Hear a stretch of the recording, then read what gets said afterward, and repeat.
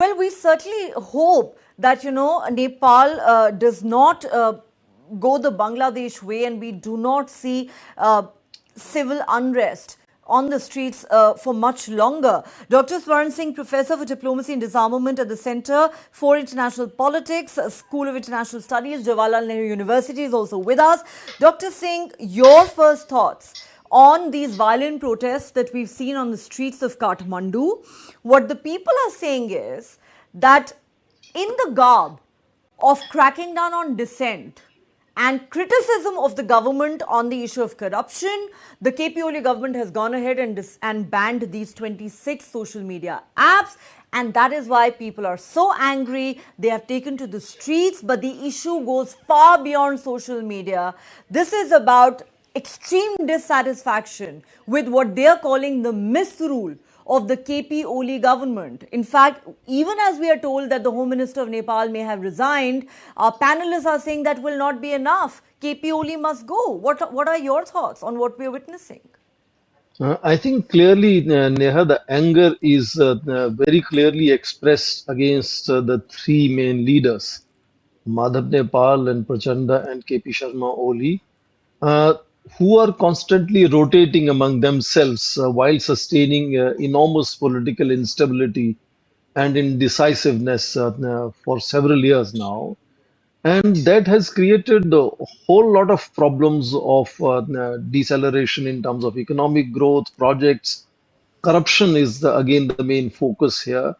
And the surprise is that this whole process of government asking digital regulations to be followed in terms of these companies appointing local designated grievance redressal officers, compliance officers, and so on, is a 1 year old story. And now even they had given 7 days, so there was zero preparedness, knowing if they banned 26 applications on the eve of Dashera, when Nepalese are around the world and want to be constantly connected with people at home, and that digital natives, as we call Generation Z, is used to constantly being in communication with each other and not preparing for what kind of law and order platforms immediately. And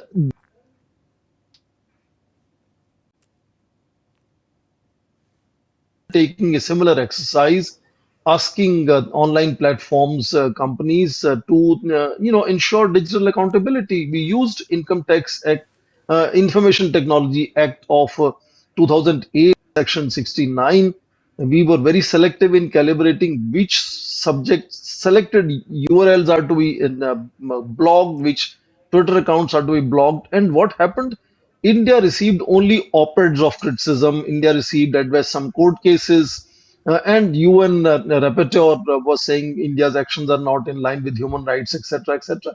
We managed it very well, and that example was clearly in front of Nepal, and the whole anxiety, anger that Nepalese youth today has against corruption was well known to the government, and they should have prepared it better to see 16 people, as media is now saying, dead and about more than 100 badly injured, is unacceptable behavior as a responsible government in that sense. And my concern also is, if it prolongs, it will not only become more difficult for the government to handle it, because more criminals, anarchists, and other protesters, opposition will all piggy bank.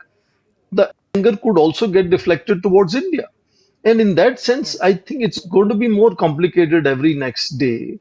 And I hope they immediately take some drastic measures. Home Minister has resigned, as you just mentioned. I don't know if resignation is accepted by KP Sharma Oli. There has to be some clear announcement of whether they want to declare a certain date for next elections to have the fresh government in place, something more sort of drastic to satisfy the protesters on the ground, because these are young people and they could themselves be waylaid by other the people who would like to piggy bank, as I said, on the protests continuing. And we can't afford Nepal derailing further into chaos. It has been every few years there are problems and protests in Nepal. I think there has to be a way to deal with those. India so far is not a target of their anger, but it could become, because anything that continues in terms of chaos in any neighboring country You gave examples of Sri Lanka, where US aid was supposedly doing something. National Endowment for Democracy was blamed for doing something. Then we had Pakistan, where Prime Minister himself said United States was involved in dethroning his government. Again, Sheikh Hasina said the same thing. CIA was involved in dethroning her. Here, at least in Nepal, so far, there is Hmm. no clear imagination of regime change. Army is not showcasing any anger or attempt to coup here, the way it happened in Bangladesh. So I think situation is manageable, but some drastic action needs to be Needs taken. to be Maybe taken. In fact, Dr. Singh, Dr. Awad made a similar argument earlier. He said that the protest will be virtually impossible to contain unless some drastic action is taken. KP Oli will eventually perhaps have no choice but to resign and call for fresh elections. But I want to ask you this from India's perspective. Yet another country in India's neighborhood is experiencing massive civil unrest. Number one, are you concerned that Nepal could go the Bangladesh way? Because even after Sheikh Hasina had become very unpopular at home and was ousted from power in the middle of a very violent protest and revolt against her, fact is that no political or economic stability has yet been restored in Bangladesh? And two, what do you think this unrest in Nepal means for India and its own security? Would New Delhi be worried? I think there is definitely reason for New Delhi to be alert as to how things are unfolding in Nepal. And it is not simply because of porous border, it is also because large number of Nepalese live in India. And I'm sure most of you know they are about 30,000 plus pensioners in Nepal from Indian Army. The connection is very different here. So if there is a unrest, anxiety, anger, it will get deflected, and India invariably becomes the target of all these smaller neighbors of India. Whenever there are chaos continuing there, some of that anger gets deflected to India in any case. So India will have to be very careful. And whether their protests are going to continue and create bigger chaos, it may not have direct connection to American establishments, but the fact that these social media portals, most of them are controlled by American companies, they may have their own reasons. Companies need to pay taxes, need to be accountable in any situation like this. Somehow escape those responsibilities, they need to be really held accountable for these things, and those simple commercial interests themselves could also be sort of edging and egging and creating a chaotic situation in Nepal. That is something which we should also be very carefully looking and judging, that it need not be necessarily the governments from abroad trying to derail political situation in Nepal, but incrementally several smaller companies together might create that chaos, and anger will get deflected to India, as I'm saying again and again, because India invariably is a favored target for any instability and anger to be deflected on New Delhi. And since you have to leave the show in a few minutes, I need to ask you another question, Dr. Swaran Singh. Dr. Awad brought this up earlier that New Delhi is not alone in this. Another country that will be looking at this Nepal situation extremely closely, though for very different reasons, is China. A lot has been said over the years about China exerting undue influence over Nepal. Some also link it to the corruption in the top political brass of that country. How do you look at it? What do you think this means for China?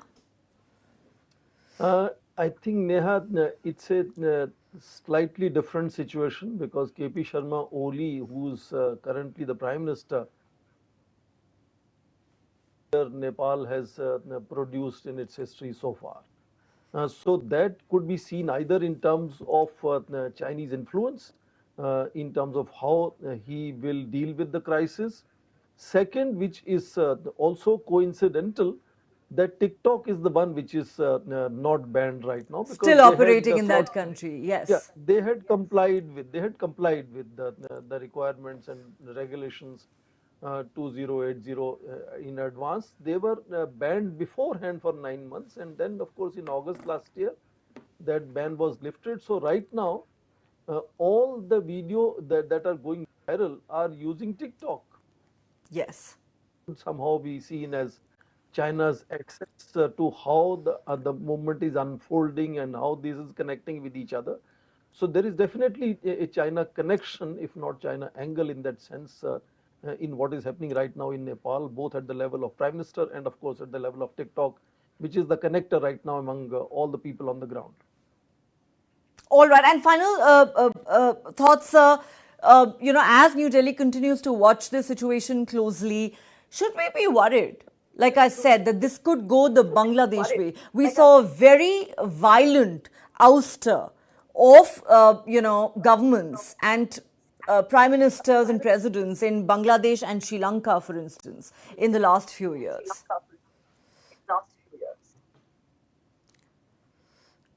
Sorry, is that question to me, Neha? Yes, Dr. Singh, before we let you go. Sorry, I think it's a collective situation in India's neighborhood, as I mentioned, from Nepal to Sri Lanka to Bangladesh, which collectively is something we should take note of as to how these, sort of strange protests that erupt suddenly can continue for such a longer period of time and can, of course, also sustain themselves in terms of creating enormous chaos. In case of Sri Lanka, for a longer period of time, almost bringing down the government, change of government in Bangladesh. How it is that leaderless movements using are able to be so effective as to completely derail the day-to-day functioning of the government, which seems to be in control a day before. And I think that is something that India must look more carefully. Potentially, India could also face similar situation because India's youth also is very tech savvy, is very connected all the time. And if we see how these movements unfold in neighboring countries, and I think we should learn lessons in advance.